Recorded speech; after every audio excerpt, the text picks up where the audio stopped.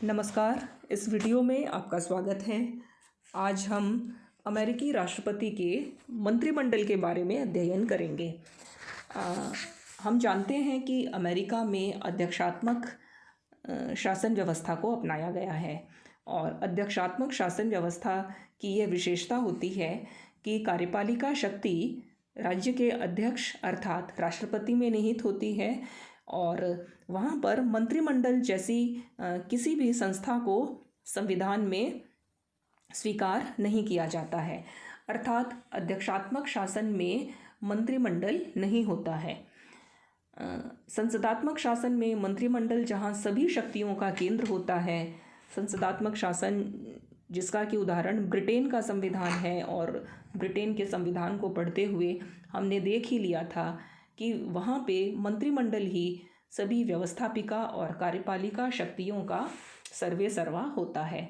इसके विपरीत अमेरिका के संविधान में मंत्रिमंडल जैसी किसी भी संस्था की चर्चा नहीं की गई है, किंतु फिर भी अमेरिका में राष्ट्रपति का अपना मंत्रिमंडल होता है। यह क्यों होता है, कैसे इसकी उत्पत्ति हुई, इसके क्या कार्य हैं, इसकी क्या स्थिति है, आज हम उसी का अध्ययन करेंगे। यद्यपि संविधान निर्माताओं ने राष्ट्रपति के मंत्रिमंडल की किसी भी संस्था की कोई कल्पना नहीं की थी और इसीलिए संविधान में उसका उल्लेख भी नहीं किया गया था, किंतु फिर भी संविधान निर्माता राष्ट्रपति के परामर्शदाताओं की समिति के प्रश्न के बारे में जागरूक थे और उनका यह मानना था कि जब भी अमेरिका के राष्ट्रपति को परामर्श की आवश्यकता होगी तब राष्ट्रपति को सीनेट के द्वारा परामर्श दे दिया जाएगा। किंतु जब अमेरिका के संविधान का क्रियान्वयन प्रारंभ हुआ तो यह देखा गया कि सीनेट राष्ट्रपति को परामर्श देने का कार्य भली प्रकार से नहीं कर रही है। इसी अभाव की पूर्ति के लिए राष्ट्रपति ने अपने जो अधीन प्रशासनिक विभाग हैं उन विभागों के अध्यक्षों से ही परामर्श लेना प्रारंभ कर दिया और उन विभागों के अध्यक्षों को ही अपनी नियमित बैठकों में बुलाना प्रारंभ कर दिया और शीघ्र ही ये बैठकें मंत्रिमंडल की बैठकें कहलाई जाने लगीं। 1798 में पहली बार कैबिनेट शब्द का प्रयोग किया गया। मारबरी बनाम मेडिसन नामक मामले में सर्वोच्च न्यायालय ने कैबिनेट शब्द को स्वीकृति दे दी और इस तरह से न्यायिक निर्णय के माध्यम से या परंपरा के माध्यम से अमेरिका में मंत्रिमंडल का उदय हुआ। अमेरिका के राष्ट्रपति की इच्छा और उसकी आवश्यकता के अनुसार ही मंत्रिमंडल के आकार में निरंतर वृद्धि होती चली गई है। प्रथम राष्ट्रपति जॉर्ज वॉशिंगटन के मंत्रिमंडल में 4 विभाग प्रधान थे, किंतु समय और आवश्यकता के अनुरूप इन विभागों की संख्या बढ़ती चली गई और आज अमेरिकी राष्ट्रपति के मंत्रिमंडल में लगभग 15 सदस्य होते हैं। इन विभागीय मंत्रियों को मंत्री नहीं कहा जाता वरन इन्हें सचिव कहा जाता है और जो न्याय विभाग का अध्यक्ष होता है उसे अटॉर्नी जनरल कहा जाता है। इन मंत्रियों की नियुक्ति कैसे होती है? क्योंकि अमेरिका के राष्ट्रपति के ये जो मंत्री हैं ये उच्च स्तरीय अधिकारी होते हैं और संविधान में ये व्यवस्था है कि सभी उच्च स्तरीय नियुक्तियों के लिए राष्ट्रपति को सीनेट के अनुसमर्थन की आवश्यकता होती है। इसका अर्थ यह है कि राष्ट्रपति को अपने मंत्रिमंडलीय सहयोगियों की नियुक्ति के पश्चात उसके लिए सीनेट के पूर्ण बहुमत से स्वीकृति लेनी पड़ती है। सीनेट अपने बहुमत से यदि मंत्रिमंडल की नियुक्ति को स्वीकृति प्रदान कर देती है तो राष्ट्रपति उन लोगों को अपने मंत्रिमंडल में स्थान दे देता है। सामान्यतः राष्ट्रपति अपने मंत्रिमंडलीय सहयोगियों के चयन में स्वतंत्र होता है, किंतु उसे कुछ परंपराओं का पालन करना होता है। जैसे वह अपने दलीय सहयोगियों, मित्रों और समर्थकों को मंत्रिमंडल में प्राथमिक रूप से स्थान देता है।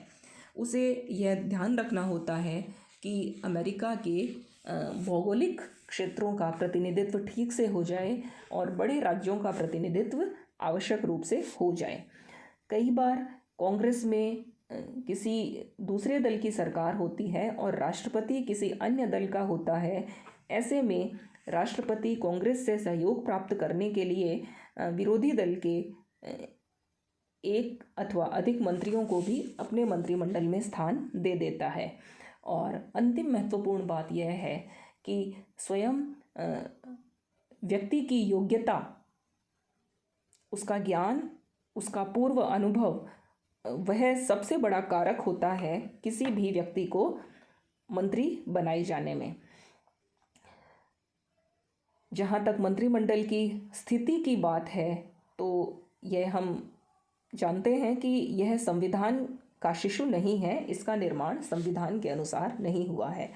इसलिए राष्ट्रपति केवल मंत्रिमंडल को अपनी इच्छा से ही उसका निर्माण करता है और अपने प्रसाद पर्यंत ही किसी भी व्यक्ति को मंत्रिमंडल में रखता है।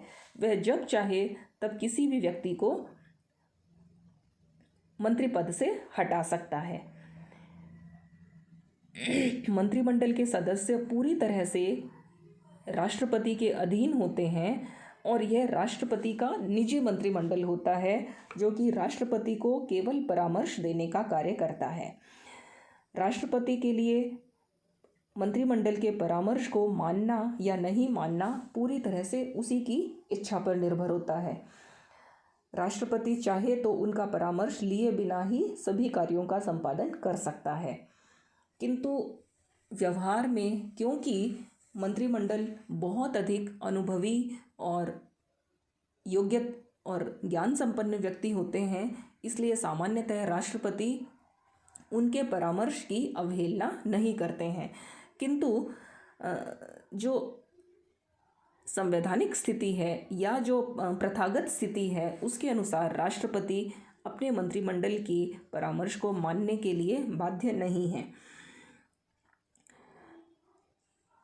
मंत्रिमंडल के जहाँ तक कांग्रेस के साथ संबंधों की बात है तो वह भी परंपरा का अनुसरण करते हुए हुआ है, क्योंकि मंत्रिमंडल का निर्माण न तो कांग्रेस के सदस्यों में से होता है और न मंत्रिमंडल कांग्रेस के प्रति उत्तरदायी है, वह तो पूरी तरह से राष्ट्रपति के अनुचर मात्र होते हैं। मंत्री कांग्रेस की बैठकों में भी भाग नहीं लेते और कांग्रेस अपने प्रभाव से किसी भी मंत्री को हटा भी नहीं सकती। इस तरह से मंत्रिमंडल का कांग्रेस के साथ कोई संबंध व्यवहार में नहीं होता है, किंतु फिर भी मंत्रिमंडल और कांग्रेस के मध्य आपसी संपर्क बना रहता है। जब कांग्रेस कानून निर्माण का काम करती है और जब कानूनों का जो निर्माण के स्तर पर जब वे कांग्रेस की समितियों में होते हैं तो कांग्रेस विभिन्न मंत्रियों को अपने सम्मुख जानकारी प्राप्त करने के लिए बुला सकती है और ये मंत्री कांग्रेस के सम्मुख उपस्थित होकर के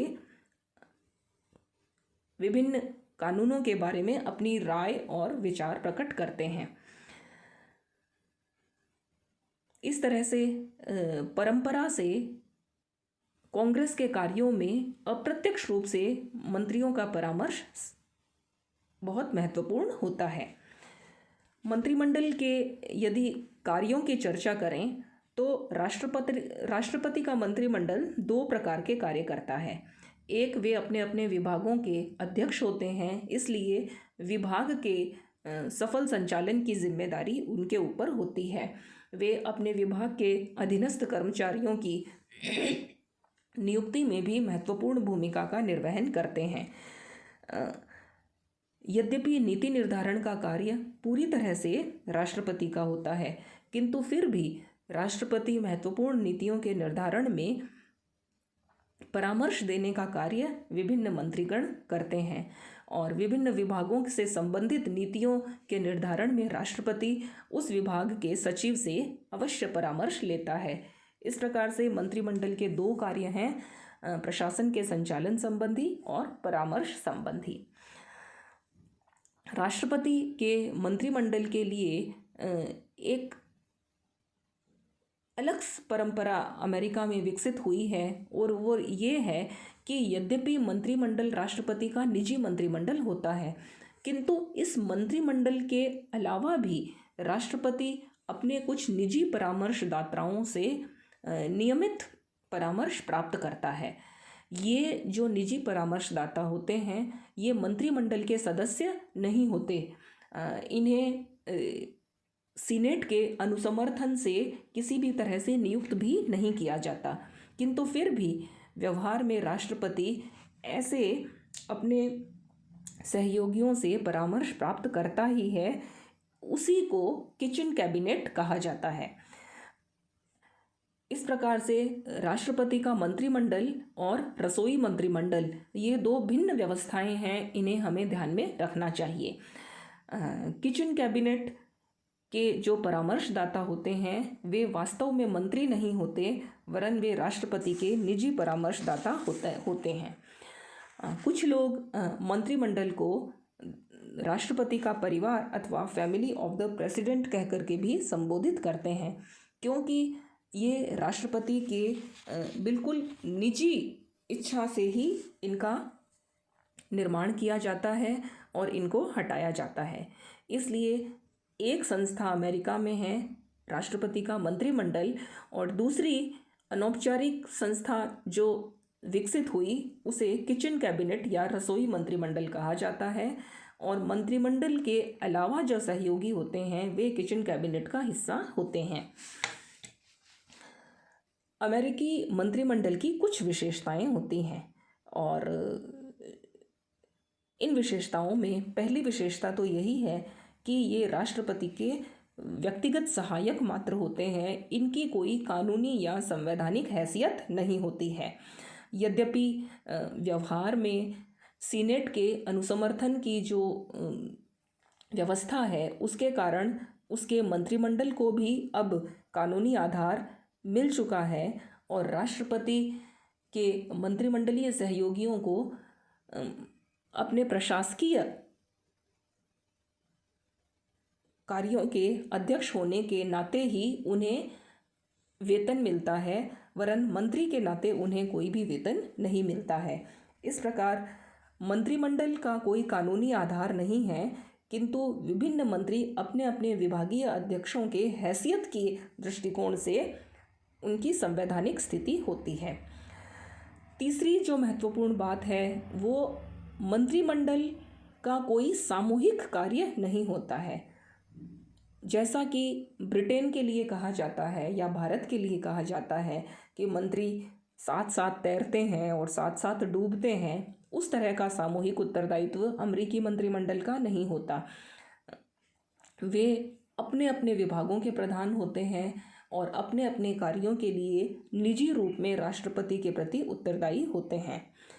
अमेरिकी मंत्रिमंडल के पास केवल प्रशासनिक दायित्व होते हैं, उनके पास कोई विधायी शक्तियां नहीं होती हैं, अर्थात वे विधेयकों की रूपरेखा तैयार नहीं करते, वे कानून नहीं बनाते, वे कांग्रेस की बैठकों में उपस्थित होकर के अपने विभागों के बारे में किन्हीं सवालों का जवाब नहीं देते।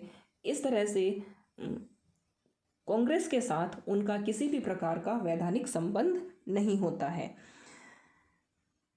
इस प्रकार संक्षेप में हम ये कह सकते हैं कि अमेरिकी राष्ट्रपति का मंत्रिमंडल पूरी तरह से आवश्यकता की उत्पत्ति है और राष्ट्रपति के कार्यों में सहायता और सहयोग देने के लिए ही उसका निर्माण हुआ है। अमेरिका के संविधान में मंत्रिमंडल नामक संस्था की कोई चर्चा नहीं की गई है। धन्यवाद।